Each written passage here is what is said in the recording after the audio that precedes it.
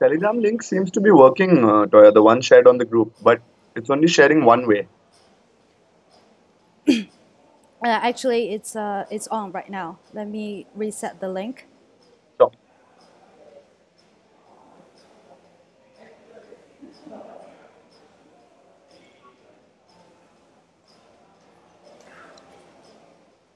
So I think it is working right now. Hey everyone, if you're online, can you tell me if it is working right now? I want you to, because I know you can hear my voice, but I want you to all hear Rudra's voice as well. hello, hello.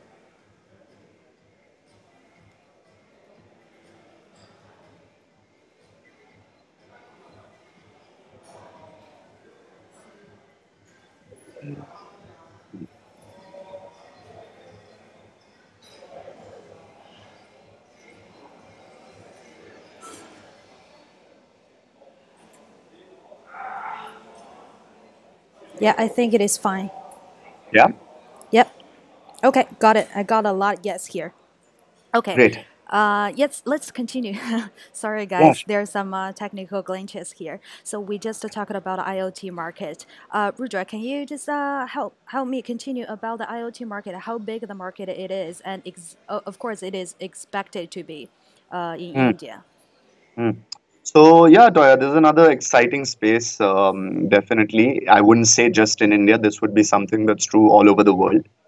People are quite excited about the different implications and potentials of IoT. Some people have realized the full benefits and potential. Some people see what it could mean, and some don't know anything about it.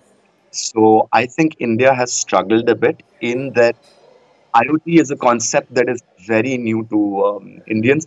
There has been basic IoT used in various ways. I was actually discussing with a friend a while ago who told me how even the Indian Railways since the early 2000s had been using a ticketing system in which they had leveraged IoT. I didn't fully understand the concept he was mentioning. But basically, IoT has been here a while. But as we have discussed before the Geo and Airtel and the cheaper data rates and what I would call a data revolution that has sort of happened in the last couple of years, there was not much awareness. And there was, in fact, not much access whatsoever to even the internet, leave alone IoT devices and stuff like and concepts of AI and stuff. Those are all just sort of reaching Indian markets. Yeah, I It's would quite explain to our viewers about how and why IoT will be relevant to telecom industry, because IoT is what we are expecting for IoT. There will be tons of data transmitting from from your applications, for example, your cars, your fridges, or your any applications that you can think of. If you want to, we want to be smart, probably including your suitcase by implementing a small chip, and it will transmit data, and all this data are transmitted with the internet. yeah, So what we are expecting is there will be a lot of fragmented data transmitting, and what we observe, the current situation is that you cannot slice the data that actually are used for specific IoT projects. For example, as small as a fridge who is sending a bill to a supermarket saying, I think we're short of milk. And this mm, small amount of data can be recognized if we are building this IoT application on the blockchain and mm, registered on the as a telecom asset, and by implementing smart contract we can track the data it is used. So that's why by adopting blockchain technology you can actually have a more flexible usage of the data, and that will be a lot useful into this IoT world. That's from yes, my understanding. Yeah, so yes. I also learned that the Geo is also like trying to tokenize their products. Can you give me some more insight about this? Yeah, correct. I actually, Toya, I mean, I'm as in knowledge. I have as much knowledge on this as you do because I do know that Geo has been flirting with the idea of blockchain. Whether they intend to migrate that to their smartphone network yet, whether they see that connection yet, I'm sure they do, which is why they've decided on such a thing. What does that look like? It's quite confusing. What we do know right now is that Mukesh Ambani, the chairman of Reliance Industries, his son Akash Ambani seems to be leading this project. He's about 24, 25 years old. He has previously owned cricket team, an IPL team. There's a domestic league called the Indian Premier League, which is quite a big cricket league, and he owns a team there. So he's taken a few more, let's, if I want to call it, younger initiatives or fresher initiatives of Reliance. So at the moment, I think Reliance is seeing blockchain as something that can have potential. So they're putting a little bit behind it. But to go back to your previous point, Toya, they've already put quite a bit of money behind, quite a high investment behind IoT. And Yep. so they have a property called Unlimit that actually you and me haven't gotten a chance to speak much about, but it's been in place for about 2 or 3 years. They call it something like Reliance's foray into digital IoT, into household IoT is what I think they're Yes. focused on now. Right. And homemade household IoT and household automation is basically where the market is placed right now in India. But like I told you, this could move forward very fast, given the data has become very Yeah. accessible. So So household would IoT is one aspect, and also like a large scale of IoT. So, for example, smart manufacturing, or right, shipping, or right, like it could also occupy a lot of data consumption. So I'm really right, happy and to learn about the GEOS initiative. This is very edgy, and I'm happy that they're trying to adopt the new technology. My yeah, concern was are they interoperable with other telecom industries, or are they offering open source codes to the applications? For example, other business models, if it is content providers or it is IoT, and they will tokenize it. So actually, we're thinking like the most valuable initiative would be an open source platform and set a protocol which every application and every industry can adopt on. This will be what I'm looking forward to see it clearly. Actually, I'm following the Twitter of Jill's chairman's son. He's very bold, and I like yeah, his character, and I yeah, look forward to see a clearer picture yeah, sure. of their plan. Yep. Yeah. So I anything that think we haven't covered that you want to ask about the Qlink project? Yeah, sure. There were quite a few interesting questions I had. The Qlink base station has been since day one thing that fascinated me is when I first read about it in I think October and November when you guys had.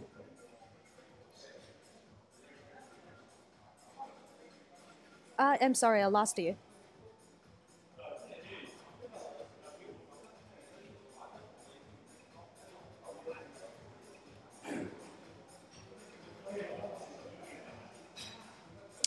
Let me recall you. You're freezing actually. Okay, I'm gonna recall Rudra, but at the same time, I think he was asking about the IoT.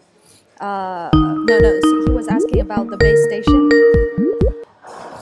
Yeah, happy to address the base station.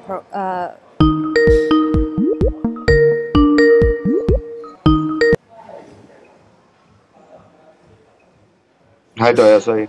Yep. So I lost you for a second. So you were asking about the roadmap of base station. I'm really proud about this base station idea as well. So by implementing the base station, actually we have our not only software and the protocol and the standard and the applications that we're building on the public chain for telecom industry. We are also having this hardware. This hardware we are actually planning to launch at the Q4 of 2018. If you read our roadmap on the white paper, we will be launching it together with the car manufacturing company, because we want to have it first available as a vehicle mounted one. So actually, you can have your own base station on your Mm, car, so you can provide network coverage when you're at home. Your car is parked in your parking lot and provides network coverage at your home. And when you're actually going to the work, you can provide network coverage to your office, and actually your colleagues will be available to get access to your network. That will be something that we really look forward to. And of course, I don't think it's quite limited, because the imagination we are having is so limited right now, and there will be a lot of opportunities that we can discover.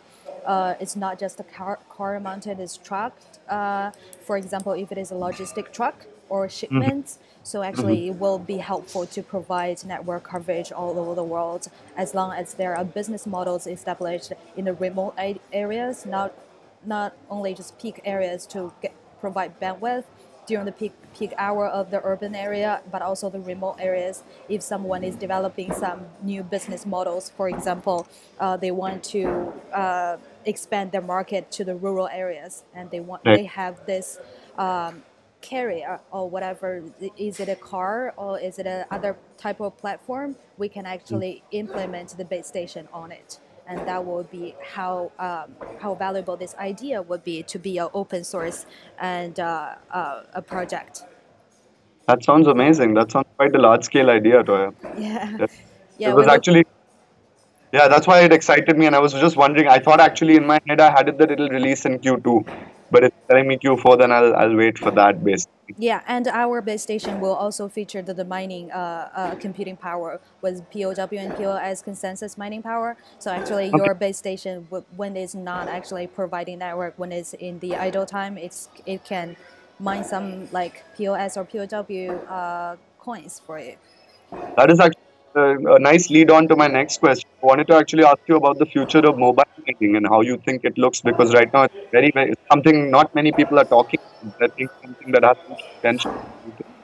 Yeah, I'm gonna answer this question and wrap up this our live streaming because I have another meeting to attend to. I'm sorry for you guys. So I would really, really love to answer this question. What the future of mobile network will be like? We're thinking like Qlink is not just to address one problem or identify one obstacles in this industry. We're trying to build a protocol on blockchain, build a public chain for the entire industry. So what we're seeing when 2 years ago when I first joined this industry, there was Bitcoin majorly. So the people are talking about Bitcoin all the time, but Bitcoin, and then there's Ether coming through, so there are smart contract concepts. What we are seeing is like it's gonna be like a TCP/IP protocol standard.